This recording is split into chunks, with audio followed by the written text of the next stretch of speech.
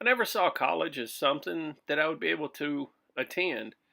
Growing up in Northeast Mississippi, there wasn't a lot of options for that. Lived in a very rural community, way out in the country. And we would get up in the mornings, bottle feed our calves, take care of whatever other livestock we had at the time, and go get ready for school and get headed out. Go to school for the day, come home, and then once we got home, it was time to change, climb on a tractor, and go farm, work the land.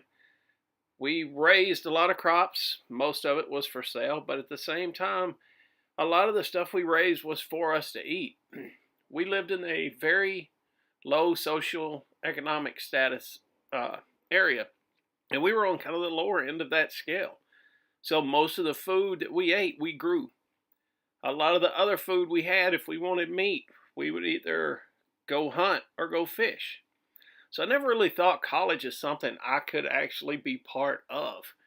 Because back then, everybody lived out in the country, so we always saw each other as equal, and only rich people got to go to college. At least that's how we saw it.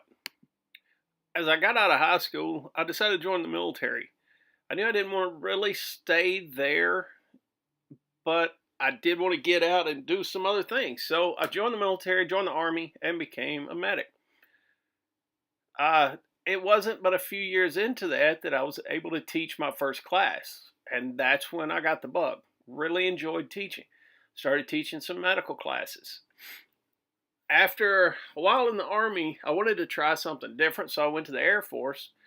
And a few years into that, I again had the opportunity to go be an instructor. This time it was teaching medical people how to do their job in a deployed environment, weapons, safety, things like that. And it really got me thinking about being a teacher and being an instructor again. So that's when I started looking into an education degree after my retirement.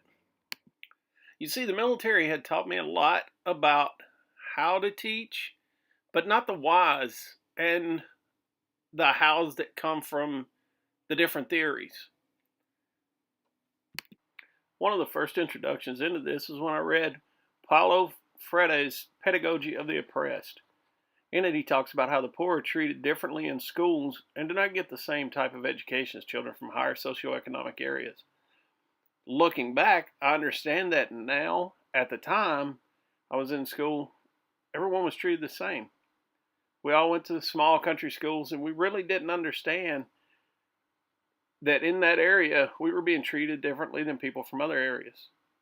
He also went on to say that political action on the side of the oppressed must be pedagogical and therefore action with the oppressed, which I thought was an incredible thing for him to say, because I've always believed in it.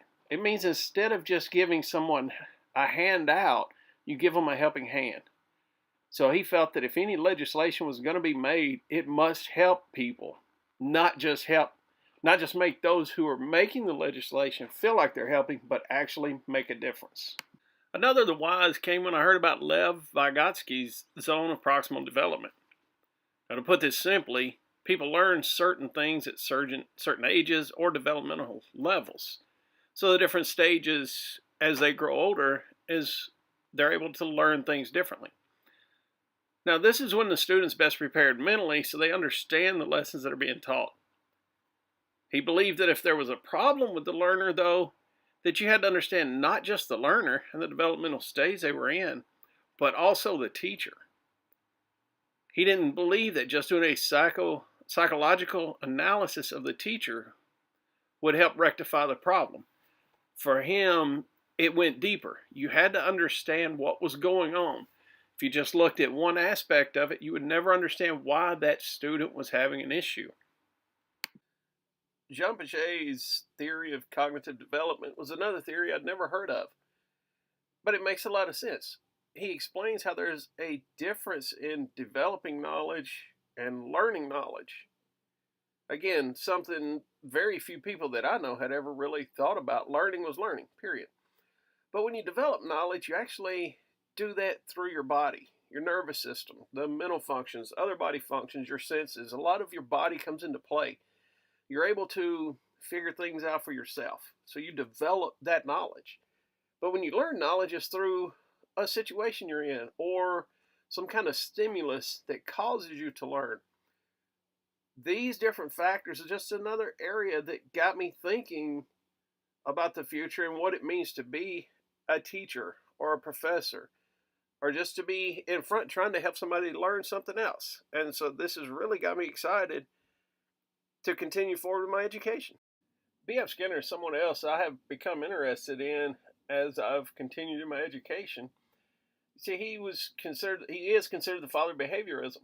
And that became important to me because coming from a small farming community and then leaving to go in the army and going overseas, you see all kinds of different cultures show up. Things you never thought about. You see why something is important to one culture but not to another. And you see, it's those things that B.F. Skinner was shedding some light on. To him, the brain is made up of three types of variants. You have natural selection, operant condition, and evolution. Now, these are the variants that he believes created all the different cultures we have. And because of evolution, things keep changing. The cultures are continuously changing. And this just keeps making for our world to continue to grow. But it also creates a different type of learner because the different cultures create different people. People learn in different ways. So it's important for us as educators to understand that. What's very cool to me is how all of these cultures have not only created all the different people and different attitudes and beliefs that they have, but it has also created a very diverse classroom here.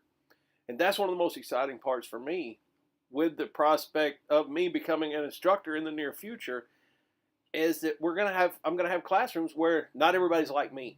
We're not just from here in the U.S. or the same city or state. Since I started this master's degree in education, I've had students and I've had classmates that have been from China, Korea, England, Mexico, just to name a few places. Some of my professors, one from Italy, one from Germany, they make the classroom so better. We're now seeing people from all over the world come together and they bring different ideas. These ideas are what make the classrooms better. Everyone has the same goal, and that's to learn, to pass on knowledge and create knowledge, which is awesome. But what it does is we start learning things from different perspectives. And we see how and why these things are important to some people, where it's not as important to someone else. Not trying to diminish anything from anyone, but you get to see it from different sides. And it's that diversity that makes it so great. And that's part of the thing that I want to be able to do as an instructor is make sure that even though I have students from different parts of the world or different states that have different cultural beliefs and diverse backgrounds, even though they learn differently, and these theories have shown us that there are different ways to teach them, I want them all to feel like no matter what theory they fall under, because of their diverse culture, they're still very important to me as the instructor.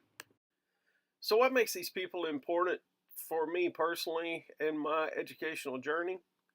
Well, like I said at the beginning, I learned how to teach in the military, both the Army and Air Force. I learned how to get my message across. I learned how to show somebody that A plus B equals C. What I never had been taught and never understood was why. What is it about A that makes it plus B equal to C? Why does that happen? What are the reasonings behind all those theories? That's what my educational journey has done for me. It's shown me why these things work. And it's those whys that I have found most important. You see, as a student back in Mississippi, those were not concerns. And I went to school back in the 70s and 80s when things were taught a lot differently. But again, it was a small country school. So there was no emphasis on the hows and whys and the theories behind these things. these are the things I want to focus on as an instructor and a professor when I'm able to start teaching. I want to make sure my students understand why things happen like they do, and not just the fact that A plus B equals C. I think it's that understanding that has changed my attitude towards education, and I hope it changes my future students' attitudes towards their education and just helps them continue that drive for more knowledge and to move on into the future.